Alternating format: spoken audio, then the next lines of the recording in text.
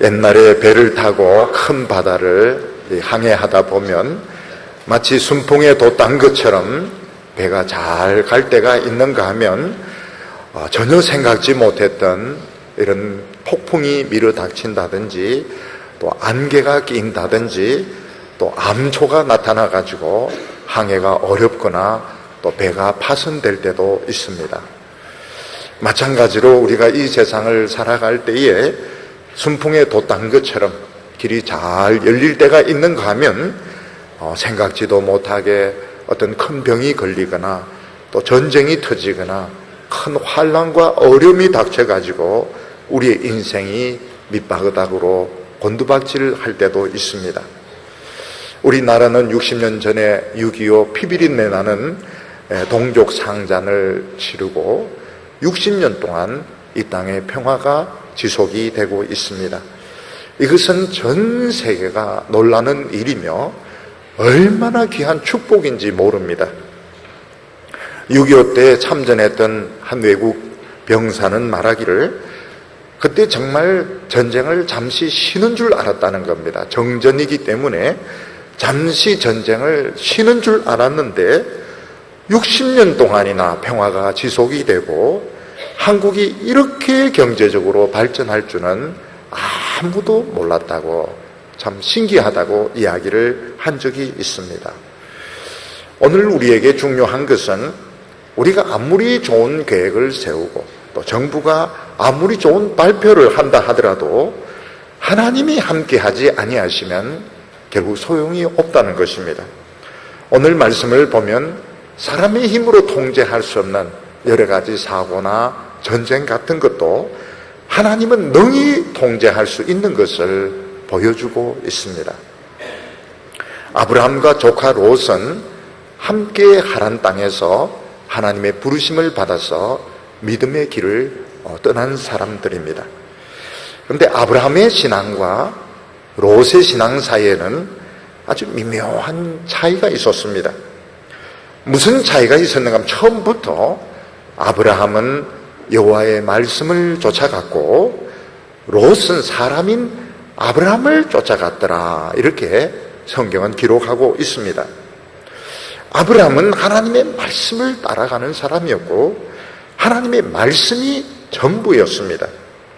거기에 비해서 롯은 하나님의 말씀만 믿는다고 하는 것은 좀 너무 독선적이고 무모한 것이고 이 세상에 좋은 것들은 얼마든지 받아들여야 된다, 이런 생각을 가지고 있었습니다. 이 아브라함의 신앙과 롯의 신앙의 이 미묘한 차이는 결국 목동들 사이에 큰 싸움으로 표출이 되게 되었고 아브라함과 롯은 서로 갈라지게 되었습니다.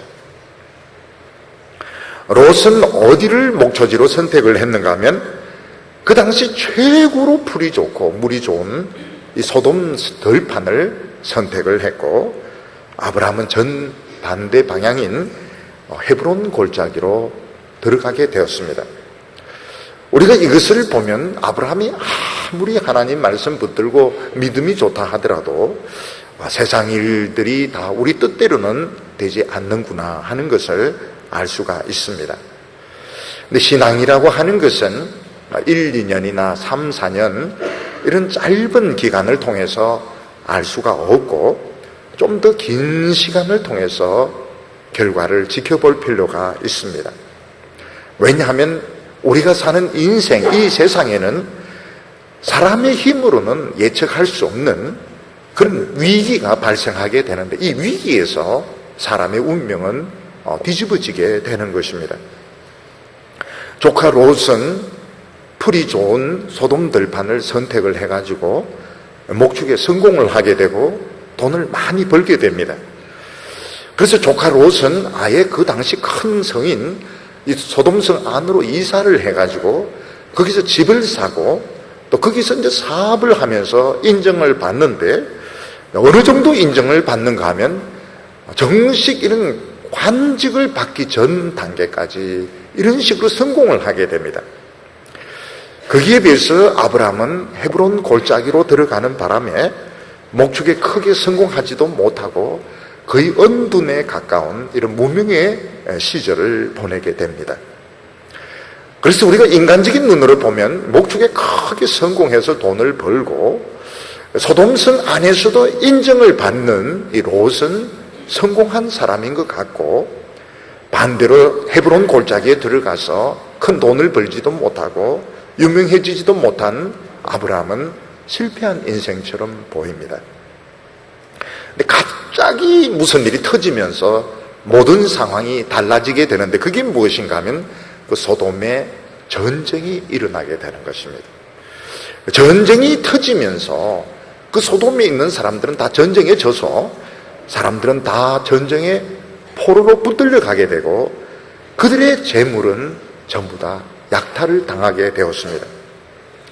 근데 아브라함 그 전쟁에서 전혀 머리털 하나 상하지 않았고, 심지어는 전쟁이 난 줄조차도 몰랐습니다. 완전히 안전하게 이 전쟁이 비껴가게 되었고, 오히려 많은 사람들 포로로 붙들고 약탈해가는 그 사람들 뒤에 따라가서 그들과 싸워서 전쟁에 이기는 큰 이런 승리를 거두게 되는데, 바로 그 힘이 어디서 나오는가 하면 하나님을 붙들었던 이 믿음에서 나오는 것입니다. 그래서 우리가 짧은 인생을 이렇게 지켜보면 머리가 좋고 처세에 성공하는 사람이 결국 잘 사는 것 같지만, 좀 더 길게 내다보면 우직하게 하나님의 말씀 붙들고 끝까지 믿음으로 사는 사람이 결국 축복받고 성공하는 것을 볼 수가 있습니다. 오늘 첫 번째 볼 수 있는 것은 소돔 사람들의 죄가 어떻게 나타나게 되었나, 어떤 결과로 나타나게 되었는가 하는 것입니다. 우리가 사는 이 세상에서 다른 변수가 없이 모든 것이 정상적으로 돌아간다면 신앙 없이 사는 것이 훨씬 낫습니다. 그런데 이 세상에는 우리 인간의 머리로는 전혀 예측할 수 없는 전쟁이라든지 경제적인 위기 같은 이런 위기가 닥치는데, 거기서 성공과 실패는 갈라지게 되는 것입니다. 사람이 조금 성공하게 되면 오만하게 되고, 오만하게 되면 죄 짓는 것을 겁을 내지 않게 되는데, 결국 이것이 위기로 결과가 나타나게 되는 것입니다. 오늘 여기 보면 그 옛날 아브라함과 롯이 살던 그 가나안 땅에 큰 전쟁이 터지는 것을 보게 되는데, 이것은 어느 누구도 예측하지 못했던 사건이었던 것입니다. 오늘 말씀 창세기 14장 1절과 2절을 다시 보면, 당시 시날왕 아므라벨과 엘라살왕 아리옥과 엘람왕 그달로멜과 고임왕 디달이 소돔왕 베라와 고모라왕 비르사와 아드마왕 시납과 스보임왕 세메벨과 벨라 곧 소알왕과 싸우니라, 이렇게 말하고 있습니다. 여기서 이제 4개의 도성, 이걸 기억할 필요가 있습니다. 소돔과 고모라와 아드마와 스보임 그리고 소알, 이 5개의 도성이 어떤 도성인가 하면 나중에 유황불로 멸망을 하게 됩니다.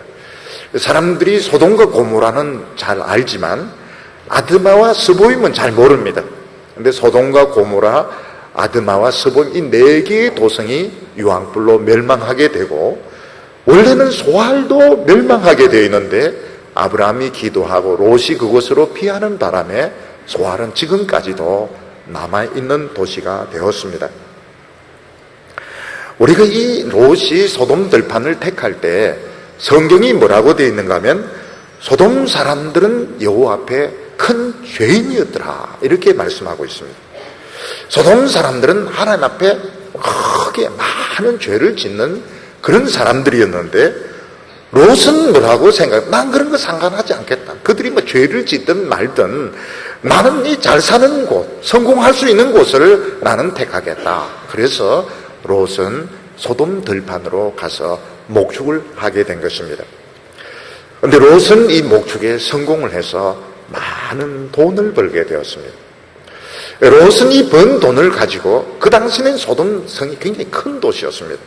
소돔성 안에 들어가서 집을 사고 또 거기서 사업을 하고 사람과 사귀면서 상당한 그 인정까지 받게 되었습니다. 그런데 문제는 전혀 예측하지 않았던 이런 전쟁에 휘말려 들게 되면서 롯의 인생은 밑바닥으로 떨어지게 된 것입니다. 전쟁이 왜 일어나게 되었는가? 오늘 성경 말씀을 보면 소돔과 그 다스 도시국가가 12년 동안 엘람 왕에게 조공을 바치다가 조공을 끊었기 때문에 전쟁이 터지게 되었다고 말하고 있습니다. 14장 4절 말씀 보면 이들이 12년 동안 그달라오메를 섬기다가 제13년에 배반한지라 이렇게 말하고 있습니다. 소돔과 고모라와 다섯 도시 국가는 12년 동안 엘람 왕에게 열심히 조공을 바쳤습니다. 그동안 전쟁이 없고 평안할 수 있었던 것은 그들이 열심히 조공을 바쳤기 때문입니다. 그 조공이 무엇인가 하면 소돔과 고모라의 평화를 지켜주는 평화의 비용이었던 것입니다. 오늘 많은 사람들은 평화가 공짜로 주어지는 줄로 생각하는데 평화는 절대로 공짜가 아니고 굉장히 비싼 대가를 주고 평화가 주어지는 것입니다. 근데 12년이 지나면서 소돔과 고모라 왕의 마음속은 오만해지게 되었습니다. 우리가 이 그달라오멜에게 그동안 우리가 조공을 열심히 바쳤는데 이제는 뭐 조공을 안 바쳐도 될 것 같고 또 우리도 충분히 힘을 길렀기 때문에 뭐 쳐들어오면 한번 전쟁을 해도 될 것 같다. 이런 자신감이 생기면서 그들은 조공을 딱 끊어버리게 되었습니다.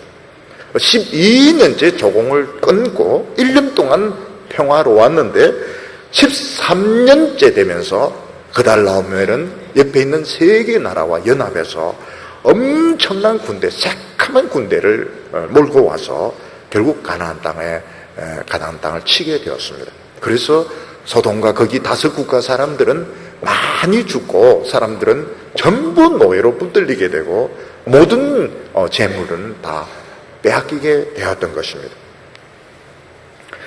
우리가 생각하기에는 이 소돔 사람들이 계속 조공을 바치지 왜 그것을 끊었을까? 결국 그게 오늘 문제의 핵심입니다. 그렇게 간단한 문제가 아닌 것입니다. 사람들은 평화가 그냥 주어지는 줄로 생각하지만 사실 평화는 많은 희생을 치르고 비싼 대가를 주고 얻는 것이 평화입니다. 한 가정이 평화롭다 하면 분명히 그 가정 안에서 누군가가 희생을 하고 묵묵하게 참고 있기 때문에 가정이 평화로울 수 있는 것입니다. 제가 어렸을 때에 우리 집은 형제들이 많았습니다. 집은 가난했지만은 굉장히 우리는 참 행복했고 형제 우애도 참 좋았습니다. 그리고 가난한 것이 부끄러운 줄도 몰랐습니다. 왜냐하면 어머니께서 늘 희생을 하셨기 때문에 어머니는 언짢은 일이 있어도 그걸 표현을 하지 않고 늘 웃으시고 늘 다정하게 친절하게 우리 애를 사랑해 주셨기 때문에 우리는 그게 대단한 건지 몰랐습니다. 근데 어머니가 이제 돌아가시고 난 뒤에 어느 누구도 희생을 하려고 하지 않았고 또 희생할 줄을 몰랐습니다. 다른 사람이 희생해 주기를 바랐고 아무도 우리는 희생할 줄 몰랐습니다. 그때부터 우리 형제들, 가족들의 마음은 뿔뿔이 흩어지게 되고 굉장히 불행해지게 되었습니다. 우리 형제들의 마음은 다시 합해지지 않았습니다. 너무너무 많은 상처만 안고 서로 갈라지게 되었는데 그 이유가 무엇인가 하면 아무도 희생할 줄 몰랐기 때문입니다. 교회도 마찬가지입니다.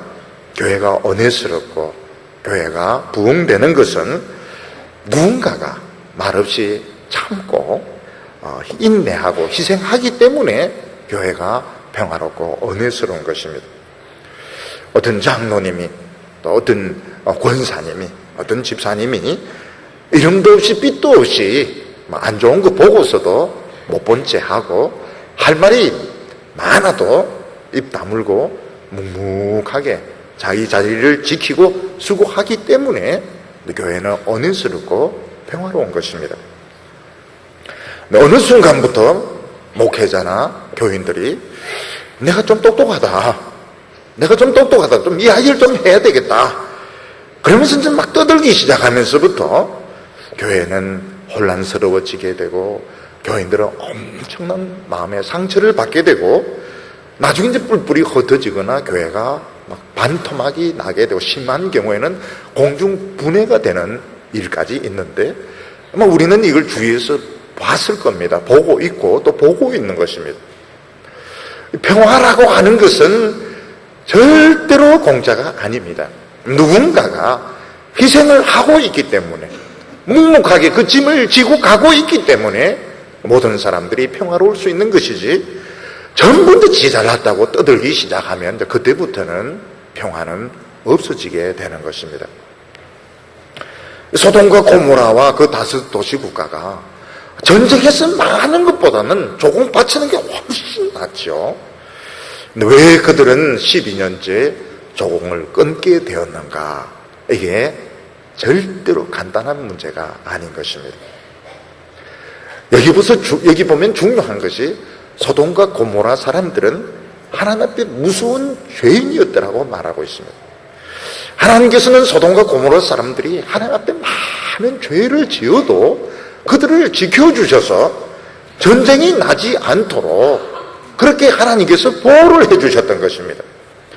근데 소돔과 고모라 사람들이 너무너무 죄가 어느 수준을 딱 넘었으니까 하나님께서 손을 딱 놔봐. 그래, 그러면 너희들 알아서 해라. 그때 어떻게 된 거예요? 사람들이 굉장히 오만해지게 되고 마음이 강박해지면서 자신들의 능력은 과대평가하고 상대방의 능력은 과소평가. 우리 충분히 이길 수 있다. 그리고 이제 민족주의적인 이런 막 발언까지 막 일어나면서 우리 충분히 이길 수 있다. 우리 전쟁해버리자. 우리 비겁하게 조공 바치느니 우리 전쟁해버리자. 이런 분위기가 막 일어나면서 결국은 조공을 끊게 되고 1년 뒤에 전쟁이 딱 터지는 겁니다. 사업을 하시는 분들, 기업하시는 분들 중에서 성공을 했지만 그래도 이렇게 머리를 숙이는 이런 분들이 많습니다. 다 머리 숙이면서 사업하는 것입니다. 그 정도 성공하고 그 정도 돈이 있으면 충분히 이제 자기를 내세울 수도 있는데 그렇게 하지 않는 이유는 많은 이런 경험을 통해서 어떻게 하든지 머리 숙여야 공장이 돌아가게 되고 직원들이 월급을 받을 수 있다. 이걸 이제 알기 때문에 사업하고 기업하는 분들은 돈이 있어도 또 나름대로 신분이 높아도 늘 고개 숙이고 양보하고 이런 것을 볼 수 있는, 그러니까 이제 회사가 돌아가는 것입니다. 근데 회사나 어떤 국가나 이 망할 때 보면은 굉장히 자존심이 세워지게 됩니다. 굉장히 자존심이 세워지게 되고 너무너무 이 외고집이 되게 되는데 옆에서 누가 뭐라고 말해도 안 듣습니다. 그리고 막 갈 때까지 가는 거, 조금 고개 숙이고 조금 양보하고 이러면 이제 일이 풀리는데도 불구하고 절대로 물러서지 않고 절대로 양보하지 않고 이러다가 나중에 가면 모든 것이 다 그냥 다 깨어지고 박살이 나게 되는데 다 죄가 많아서 그런 겁니다. 죄가 많을수록 사람들은 굉장히 자존심이 세워지고 그리고 절대로 양보를 하지 않고 끝까지 가봐야 뻔한데 끝까지가 이게 절대로 좋은 게 아닌 것입니다. 그러면 소돔과 고모라 사람들이 안 망하려고 하면 엘람에게 계속 조공을 바치면 되는 거 아닙니다. 그것은 사실은 표면적인 이유고 그들이 하나님 앞에 죄 짓는 것을 겁을 안 냈기 때문에 결국은 강경파가 모든 것을 주도하게 된 것입니다. 이 소돔과 고모라가 망하지 않으려고 하면 하나님을 겁을 내고 죄 짓는 것을 겁을 내면 이 강경한 사람들이 모든 걸 주장을 못합니다. 그래도 좀 상식 있는 사람들이 좀 있고 좀 온건한 사람들이 여기저기 있어가지고 결국은 그래도 우리 전쟁하는 것보다는 조공 바치는 게 낫다 이렇게 살아남는데 하나님을 이제 겁을 내지 않으면서 강경파, 겁이 없어지면서 결국은 전쟁을 막 자극하게 되고 그러면서 결국은 전쟁이 터지는데 싹 다 모든 것을 날리게 되는 것입니다. 요즘 일본을 보면 이 극우 세력이 점점 강해지는데, 그 일본을 사랑하고 아끼는 사람들 지금 걱정을 많이 하고 있습니다. 지금 이게 아닌데, 우리는 이해는 하지만 일본이 그동안 경제적으로 침체가 되었고 또 나름대로 뭐 단합도 필요하고 비전도 제시할 수도 있고, 지금 이게 아닌데 왜 이 한결같이 이런 식으로 표현을 하고 이런 식으로 말할까? 굉장히 좋지 못한 겁니다. 이거는 표현을 떠나가지고 굉장히 하나님 앞에 좋지 못한 것이고, 일본을 그래도 사랑하는 사람들은 지금 걱정을 많이 하고 있어요. 왜 이런 식으로 하는가? 왜 이런 식으로 강경 일본도로 나가는, 절대로 좋은 게 아니거든요. 우리나라는 평화를 유지하기 위해서 막대한 이런 예산을 국방비로 지출을 하고 있습니다. 그리고 청년들이 20대 초반에 한창 머리 좋고 원기왕성할 때 군대에서 2년이나 3년 정도 다 복무를 해야 됩니다. 이게 뭔가 하면 우리의 평화의 비용입니다. 우리 그걸 지출을 해야 평화가 유지되는 것이고, 그 많은 젊은이들이 그 20대 초반에 군대 복무를 해야 되고 국방비를 내야 되고, 또 미군은 주둔하는 그 분담금을 내라. 그것도 내야 됩니다. 내야 또 평화가 유지되는 것입니다. 그러면 결국은 평화는 돈으로 지켜지는가? 절대로 그렇지가 않습니다. 평화는 돈으로 지켜지는 것이 아닙니다. 더 중요한 것은 우리나라 백성들이 죄 짓는 것을 겁을 내야 되고, 하나님을 겁을 낼 때에 사람들이 분별력이 생겨가지고 극단적인 데까지 안 가는 겁니다. 이게 사실은 사는 비결이거든요. 근데 요즘 우리나라를 보면 극단적인 것을 너무 많이 볼 수 있습니다. 지금 우리나라에 얼마나 많은 고등학생들이 학교에서 폭력을 당하고 왕따를 당했다 해서 투신 자살을 하는지 모릅니다. 왜 그 고등학생들이 죽어야 됩니까? 학교는 제일 안전한 곳이 되어야 되고, 그 아이들은 정말 꿈을 가지고 살아야 되는 그 많은 아이들은 왜 죽느냐, 이게 왜 죽느냐, 왜 떨어져 죽느냐. 그럼에도 불구하고 교육자들은 아이들에게 자살하지 말라 플랜카드만 붙이면 되느냐. 굉장히 잘못된, 이건 어른들이 죄가 많아서 그런 겁니다. 어른들이 죄가 많은 거예요. 이건 무슨 일이 있어도 근본적으로 아이들이 자살을 못하도록 이걸 막아야 되는 겁니다. 얼마나 많은 여성들이 지금 성추행을 당하고 있습니다. 어린 아동에서부터 시작해서 여성들이 성추행을 당하고 있습니다. 얼마나 많은 사람들이 우리나라에서 극단적인 선택을 해서 자살을 하고 있습니다. 얼마나 많은 사람들이 극단적으로 자기 주장을 하고 있습니다. 지성이라고 하는 것은 남의 이야기를 듣는 데서부터 시작이 되는 겁니다. 남의 이야기를 안 들어 자기 이야기만 끝까지 하는 것이, 이게 굉장히 마음이 굳어진 것입니다. 자신감이 없는 겁니다. 이게 이 땅의 평화를 위협하는, 돈만으로 비행기를 뭐 F-16인지 17인지 사고 잠수함을 만들고 이렇게 한다고 해서 평화가 지켜지지 않습니다. 돈만이 아닌 것입니다. 돈은 하나의 수단이고, 중요한 것은 하나님을 겁을 내야 되는데 사람들이 점점 더 겁이 없어지고 있는 것입니다. 이때 중요한 것이 무엇인가 하면 하나님의 백성들의 자세가 굉장히 중요합니다.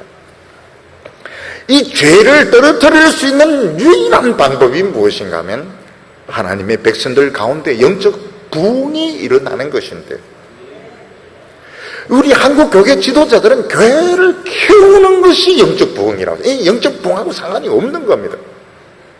하나님은 영이시니 예배하는 자가 신령과 진정으로 예배할 자, 하나님을 겁을 내야 되는데, 교회 키우는 것은 하나님 겁을 내는 게 아니지, 하나님을 겁을 안 내기 때문에 그런 짓을 하는 겁니다.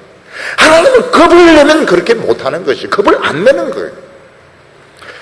영적 부흥이 일어나려면 목회자나 교회가 자신들이 자랑하고 의지하는 거 다 내려놓고 하나님의 말씀에 목숨을 걸고 예배드리고 목숨 걸고 설교하고 기도할 때 조금씩 이제 부흥의 이런 기운이 돌면서 불이 팍 붙는 것이지, 한 손에는 세상 쥐고 있고 한 손에는 자랑을 쥐고 있고 그러면서 막 부흥이 일어난다. 이것은 부패가 점점 깊어지게 되는 것이고, 그러면 그럴수록 사람들한테 겁이 없어지게 돼요. 이게 굉장히 무서운 겁니다. 겁을 내야 되는데 사람들은 좀 겁을 내야 되는데 겁이 없어지는 이것이 하나님의 은혜가 떠나고 있는 이런 정표인 것입니다. 두려운 것이 무엇인가 하면, 하나님의 백성들이 세상에 성공하게 되면 그때부터 이제 이 마음이 좀 오만해지면서 예배나 기도하는 시간이 아까워하게 됩니다. 세상에서 사람들 만나고 내 하고 싶은 거 하는 데는 무한정으로 시간을 쓰면서 예배 드리는 시간은 굉장히 아까워합니다. 돈도 내 집 사고 내 자식 공부시키는 데는 무한정으로 돈 쓰면서 헌금하는 데는 굉장히 인색하게 됩니다. 근데 이럴 때 어떤 정세가 나타나고 사람들이 자꾸 극단적인 선택을 하는 거예요. 그냥 좀 참아도 되는데 자살을 해버리고, 그리고 막 성추행을 하게 되면 끝까지 주장을 하고, 고개 숙이는 사람 한 명도 없고 전부 빳빳하게 고개 들고 막 닭 싸움 하듯이 막 꼬꼬대거리면서 싸우는데, 이게 사실은 굉장히 좋지 못한 겁니다. 사람은 좀 유연해야 되거든요. 유연해야 되는 겁니다. 운동선수들 보면 유연해야 이게 경직이 되어 있으면 다치는 겁니다. 오늘 지금 이 시대 사람들은 지금 모르고 있는 때에 하나님의 백성들이 빨리 정신을 차려야 됩니다. 그래서 평화는 공짜가 아니구나. 이 땅에 평화가 유지되려고 하면 내 하고 싶은 걸 안 해야 되는 거, 내 하고 싶은 거 안 해야 되고, 내 하고 싶은 소리 안 해야 되고, 내 욕심 좀 버려야 되고, 하나님 앞에 또 매달리고 말씀 붙들고 몸부림을 칠 때에 하나님이 우리를 불쌍히 여겨주셔서 이 땅의 평화가 유지되게 되는 것입니다. 지금 우리나라에 보면 참 감사한 것이 많습니다. 극단적으로 가다가 끝에 가서 탁 돌아오는 거예요. 그게 얼마나 중요한지, 개성공단도 막 끝까지 가는 것 같다가 끝에 탁 들어오는데, 이게 하나님이 아니면 누가 하겠습니까? 절대적으로 전력이 부족한데 상반기에는 최장의 장마가 오고, 아주 긴 장마가 오고, 더울 때는 우리나라 노인들은 어떠세요? 노인들은 혼자 있으면서 에어컨 틀면 지옥 간다 이런 생각을 가지고 있는 것 같아요. 그래서 에어컨 끄고 막 이렇게 하고, 내 공무원들 이야기 들어보면 공무원들 일이 안 된대. 에어컨 끄고 막 그냥 이렇게 하는데 그냥 일이 안 된대. 그리고는 이제 8.15 해방되면서 더위가 약간 꺾이지 않습니까? 이런 거 보면 사실은 하나님이 우리를 엄청 도와주고, 이 정권도 사실은 하나님이 엄청 도와주고 있는 겁니다. 지금 모든 게 약간 순간에 결판이 나는 거거든요. 이때 우리가 하나님 딱 잡아야 됩니다. 하나님 잡아야 됩니다. 우리 지금 기도한 것들은 다 되고 있습니다. 이때 하나님 딱 잡아야 되고, 큰 걸 잡아야 됩니다. 큰 걸. 사소한 걸 다 챙기려고 하면 결국 다 놓치게 돼요. 큰 걸 잡을 때 하나님께서 우리를 불쌍히 여겨주셔서 사람들에게도 이야기가 되는 거예요. 이야기가 돼요. 부모와 자식 사이 이야기만 되면 다 되거든요. 인간 사회에서 교회나 정치는 대화만 되면 사실은 다 풀리게 돼요. 이야기를 안 하는 게 문제인 것. 근데 이야기가 되기 시작하는 것은 하나님이 도와주셔서 그런 것입니다. 롯은 생각은 굉장히 합리적입니다. 삼촌 아브라함은 너무 독선적이다. 세상이 이렇게 변하고 있는데 하나님 말씀 이게 무슨 말, 부인도 뺏기고 막 거짓말이나 하고 말이죠. 근데 소돔 들판을 선택을 했는데 소돔 사람들은 하나님 앞에 무슨 주인이었던 것입니다. 결국 어떻게 점점 소돔 사람 겁이 없어지는 겁니다. 겁이 없어지고 점점 죄지는데 담대해지고 어느 순간 전쟁이 빵 터지면서 싹 다 날아갑니다. 이것도 사실은 하나님이 엄청 불쌍히 여겨서 사실은 봐준 겁니다. 나중엔 뭐가 옵니까? 이 사람들이 얼마 뒤 유황불로 다 죽습니다. 이들이 몇 년 뒤에 유황불로 싹 다 죽습니다.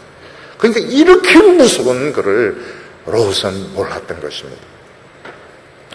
근데 소돔 이 왕은, 소돔이 이제 제일 큽니다. 소돔이 큰데 왕이 머리가 굉장히 잘 돌아가는 사람이에요. 5개의 왕과 저쪽은 4개니까 우리가 연합하면 이길 수 있겠다. 그리고 여기는 이제 석유가 많이 나니까요. 역청 구덩이들이 있습니다. 역청 구덩이들을 잘 위장을 하면 그 대군이 오다가 역청 구덩이에 빠질 것이다. 역청 구덩이 마지노선을 만들어 놨던 겁니다.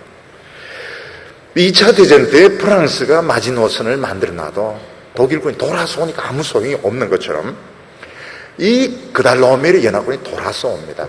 요단강 하사의 동쪽으로 돌아서 밑에서부터 치니까 이 마지노선에 자기들이 걸리는 거예요.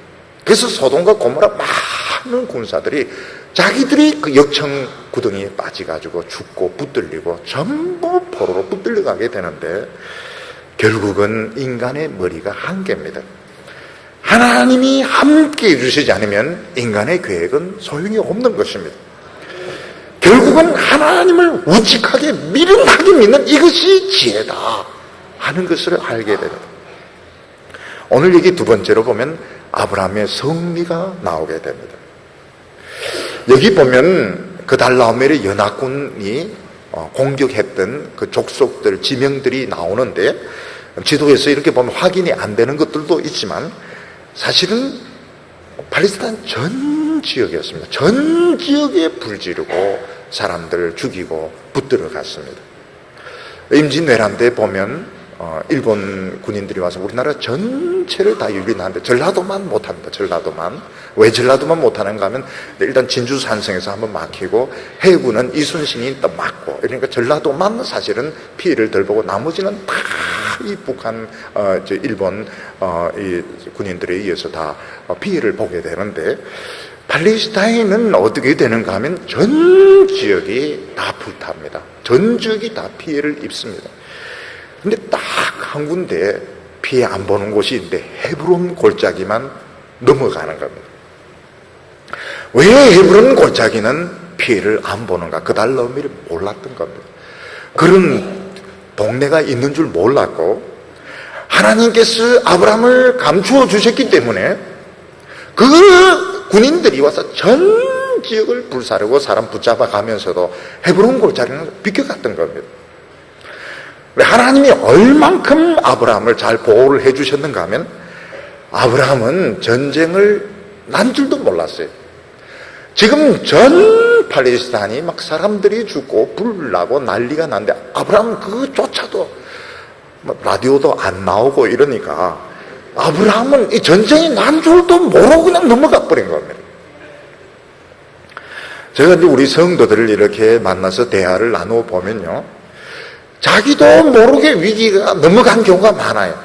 어떤 분은 간염이 걸렸는데 간염 걸린지도 모르는데 걸렸다가 나았다가 항체까지 생기고, 어떤 분은 이 폐병이 생겼는데 자기도 모르는 동안에 폐병 걸렸다가 나았다가 그러고, 어떤 분은 이 사업을 하면서 누구를 만났으면 이게 참 큰 사기를 당할 수도 있는데 자동차가 고장이 나는 바람에 못 만나는데 결국은 비껴가는 경우가 굉장히 많습니다.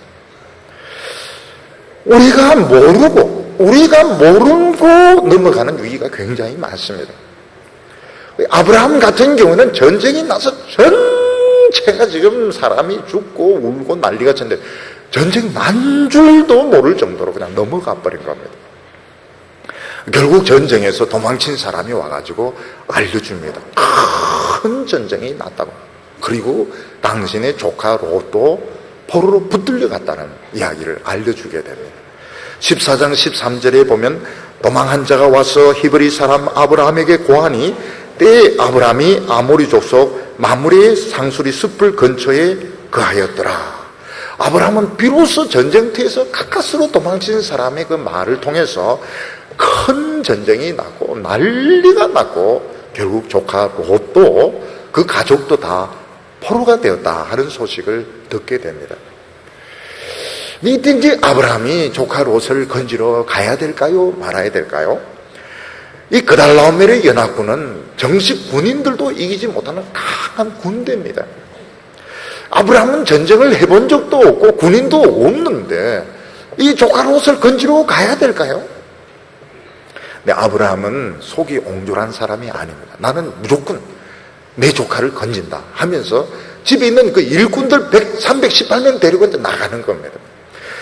전쟁을 해본 적도 없는 사람이 그냥 일꾼들 318명 그냥 데리고 자기 조카 건지겠다고 출발을 했는데 너무너무 무모한 짓이죠. 아마 아브라함이 생각한 것은 조카 롯만 싹 건져내려고 했던 것 같아요. 전쟁은 꿈에도 생각하지 못하고 롯을 찾아가지고 싹 건져내고 이제 돌아오겠다 이렇게 텀이 없는 겁니다. 텀이 없어요. 그래서 아브라함은 계속 몰래 이제 따라갑니다. 지금 조카 롯을 건져야 되는데 이 어디에 있는지도 모르겠고 워낙 많은 사람들이 붙들려가 어디 있는지도 모르겠고 그리고 이 텀도 안 나고 그냥 계속 따라가는데 텀이 생기는 겁니다. 단이란 곳에 갔을 때 이 엘람 연합군들이 이제 방심을 해가지고 술을 엄청나게 마시고 그리고 경비도 소홀히 하고 막 여기저기 쓰러져 자는데 그때 이제 아브라함이 318명을 데리고 이제 공격을 한 겁니다. 원래는 조카 롯만 딱 찾아가 건져내려는데 조카가 어디 있는 줄 알아요. 롯 이런데 롯이 어느 곳에 있는지 애는 모르겠다. 자꾸 치고 보자. 쳤는데 이게 전쟁이 되어버린 겁니다. 전쟁이 되어버리고 이 엘람 연합군들이 막 무너지고 항복하고 달아나고 이런데 막 큰 승리를 거두게 되었던 겁니다. 그러니까 아브라함이 하려고 했던 것은 전쟁을 하려고 했던 게 아닙니다. 조카 롯만 딱 찾아가지고 나오려고 했는데요. 이 롯이 어디 있는지 알 수가 있어야죠. 그러니까 막 모르겠다 하고 그냥 하면 쳤는데 하나님이 함께 하시니까 이게 막 큰 능력이 되면서 그 엘람 연합군들은 막 죽고 도망치고 항복하고 완전 패배를 하면서 아브라함은 승리를 거두게 되었고 조카를 도로 찾게 되었습니다. 하나님의 백성들이 처음부터 큰 일을 하려고 시작한 사람은 없습니다.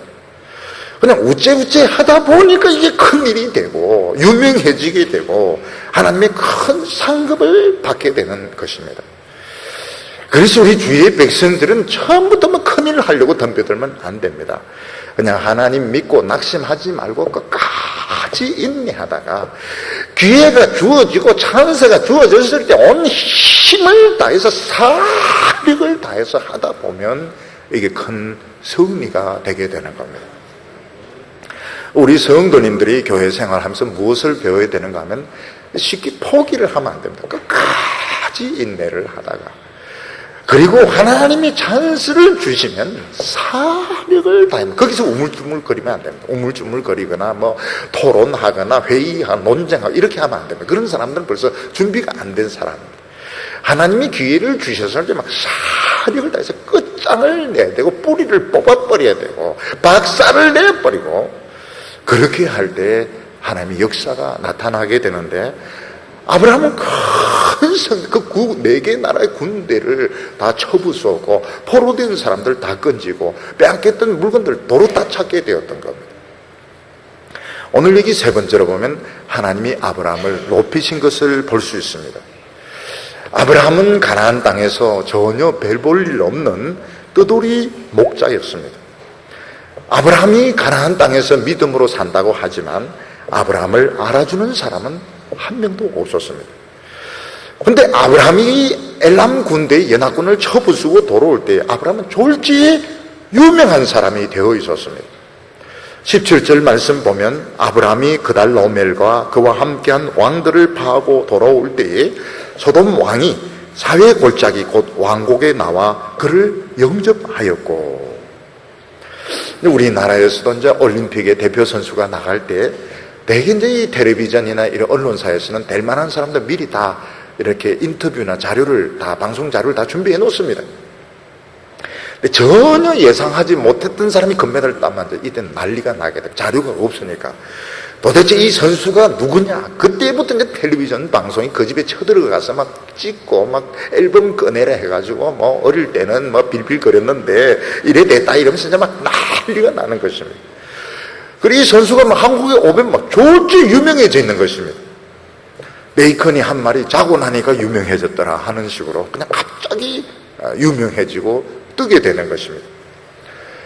아브라함도 마찬가지입니다. 아브라함은 유명한 사람이 아닙니다. 그냥 헤브론 골짜기에서 정말 무명의 사람으로 은둔하다시피 살고 있는데 조카를 건지려고 어떻게 하다 보니까 큰 승리를 거두게 되고 유명한 사람이 되어서 소돔 왕이 이 왕국까지 나와서 아브라함을 영접할 정도로 유명해지게 되었습니다.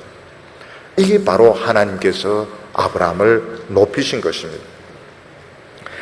아브라함은 하나님의 말씀에 붙들려서 모든 것 다 잃어버리고 방황할 때에 아무도 아브라함을 알아주지 않았습니다. 아브라함은 애굽에 갔다가 부인까지 뺏깁니다. 그리고 심지어 조카 롯도 삼촌은 꽉 막혀서 비현실적인 사람이야 그러면서 조카는 떠났습니다. 그리고 조카는 소돔에서 성공을 해서 아주 유명하게 되었습니다. 전쟁이 한번 터지면서 소돔 사람들은 다 노예가 되어버리고 아브라함은 아주 유명한 사람이 되었습니다. 하나님께서는 말씀을 붙들고 사는 사람을 하나님 축복해 주시고 높여주시는데 이런 일이 일어나게 되는 것입니다. 근데 소돔 왕이 나와서 영접한 것이 그 당시에는 유명한 사건인지 모르겠지만 별 볼 일 없는 것이고 진짜 중요한 것은 하나님의 종 멜기세덱이 나와서 아브라함을 축복해 준 것이었습니다. 17절, 18절 말씀 보면 살레망 멜기세덱이 떡과 포도주를 가지고 나왔으니 그는 지극히 높으신 하나님의 제사장이었더라. 우리가 보기에는 아브라함이 유명한 사람인 것 같고 멜기세덱은 그냥 갑자기 등장한 사람인 것 같은데 실제로는 아닙니다. 아브라함은 무명의 평신도고 이 멜기세덱이야말로 굉장히 존귀한 하나님의 제사장이고 왕이고 평소에는 면회조차 하기 쉽지 않은 그런 사람이었는데 하나님께서 이 멜기세덱에게 명령을 내렸습니다. 오늘 내 종 아브라함이 전쟁에 이기고 나오는데 너가 가서 영접하고 너가 축복을 해줘라. 그래서 이 존귀한 하나님의 종이 나와서 만나주고 축복해 주었을 때 이게 최고의 상급이 되었던 것입니다. 멜기세덱이 포도주와 떡을 가지고 나왔기 때문에 여기서부터 성찬식이 시작되었다 이렇게 말하는 것은 지나친 추측입니다. 배가 고프니까 떡을 가지고 나온 것이지 성찬식을 아무 때나 갖다 붙이면 되는 게 아닌 겁니다. 우리가 보면 세상에서 참 좋은 일을 이렇게 좋은 결과를 얻게 되었을 때 세상에서 시장이나 국회의원이나 이런 사람이 칭찬해 주는 것도 좋지만 어떤 데는 믿음의 종들 참 신실한 하나님의 백성들이 와서 정말 수고했다고 축하한다고 하면서 기도해주고 축복해주고 같이 시간을 보내줄 때 이 하나님 앞에서 인정을 받는 것이고 이게 최고의 상급이고 축복인 것입니다. 여기 보면 멜기세덱이 아브라함을 축복하는데 19절과 20절 보면 그가 아브라함에게 축복하여 가로되 천지의 주제시여 지극히 높으신 하나님이여 아브라함에게 복 주시옵소서 너의 대적을 내 손에 붙이신 하나님을 찬송하리로다. 멜기세덱은 아브라함을 어떻게 축복을 합니까? 너의 대적을 내 손에 붙인 분은 하나님이시다는 겁니다. 다시 말해서 이번 전쟁에 이긴 것은 너가 잘한 것이 아니고 하나님이 그렇게 하셨다. 안 그래도 아브라함도 그렇게 생각하고 있었는데 좀 긴가민가한데 이 멜기세덱이 이제 설교를 통해서 이제 확인이 되어지니까 진짜 하나님이 역사하셨구나. 정말 하나님이 나의 삶 속에 역사하는구나. 이걸 확인을 하게 된 겁니다. 우리도 어떤 데 보면 참 좋은 일 생겼을 때 정말 하나님이 함께 하셨겠다. 근데 속으로 이런 생각은 하지만 긴가민가한데 설교를 통해서 또는 하나님의 신실한 종을 통해서 하나님이 너와 함께 하시고 하나님 너를 축복하신다. 이럴 때 굉장히 기쁜 겁니다. 이 멜기세덱은 아브라함에게 영광을 돌리지 않았습니다. 하나님께 영광을 돌렸습니다. 우리가 보면 무슨 좋은 일을 하고 나서 사람에게 막 영광을 돌리고 사람을 축켜 올리는 경우가 많은데 그거는 굉장히 조심해야 돼요. 그런 걸 본받아서는 안 됩니다. 모든 거 하나님께 영광 돌려드리고 끝내고 우리는 또 새 출발을 해야 이게 하나님의 종의 바른 모습인 것입니다. 오늘 우리는 살아오면서 너무나도 변화무쌍하고 예측할 수 없는 이 세상에서 과연 내가 말씀 붙들고 살아갈 때 하나님 끝까지 나를 지켜주실까요? 지켜주십니다. 믿으시기를 바랍니다. 세상과 하나님을 양쪽에 붙들고 있기 때문에 로처럼 되는 것이지, 좀 우직하게, 좀 미련할 정도로 하나님 말씀 붙들고 살면 틀림없습니다. 하나님은 틀림없이 위기에 건져주시고 우리에게 축복을 내려주시는 하나님이신 걸 믿으시기를 바랍니다. 이게 소돔 사람들이 얼마나 어리석은가 하면 전쟁이 터지면서 다 잃어버리고 죽을 뻔하지 않았습니까? 그러다가 아브라함 때문에 다시 돌아오게 되면 바꿔야 됩니다. 자신의 라이프 스타일을 바꿔야 되는데 똑같이 삽니다. 롯도 똑같이 삽니다.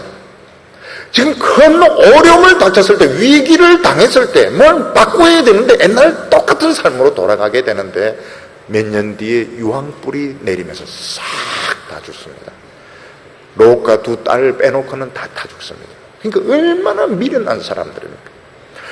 우리는 가끔 살다 보면 위기를 느낄 때 북한이 뭐 핵실험을 했다, 또 뭐 어떤 경제적인, 그럼 바꿔야 됩니다. 우리의 생각하는 것들, 우리의 라이프 스타일을 더 하나님 중심으로 바꿔야 살 수 있는 것이지, 위기 지나고 나면 이제 안심이 되었다 해서 더 고기 구워 먹고 더 죄 짓고 더 세상적으로 나가면 더 무서운 하나님의 심판이 오게 되는 것입니다. 하나님은 전쟁과 지진과 모든 어려움으로부터 우리를 지켜주십니다. 물론 성도들 중에서 신실하게 믿는 분들도 암이나 교통사고나 이런 거로 돌아가실 수 있습니다. 그건 하나님이 그들을 부르시는 것입니다. 하나님께서는 우리 성도들을 예측하지 못한 위기에서 반드시 지켜주십니다. 그래서 내 머리나 꾀를 의지하지 말고, 세상의 성공을 자랑하지 말고, 무직할 정도로 하나님을 믿어서 끝까지 하나님의 축복을 받고 또 자손 대대로 복을 받는 우리 성도들 다 되시기를 축원합니다. 기도드리겠습니다. 거룩하신 하나님 아버지, 오늘 우리에게 찾아와 주셔서 우리의 믿음을 더하여 주시기를 원합니다. 우리는 때때로 하나님은 눈에 보이지 않고 세상만 눈에 보이기 때문에 세상을 따라갈 때가 많습니다.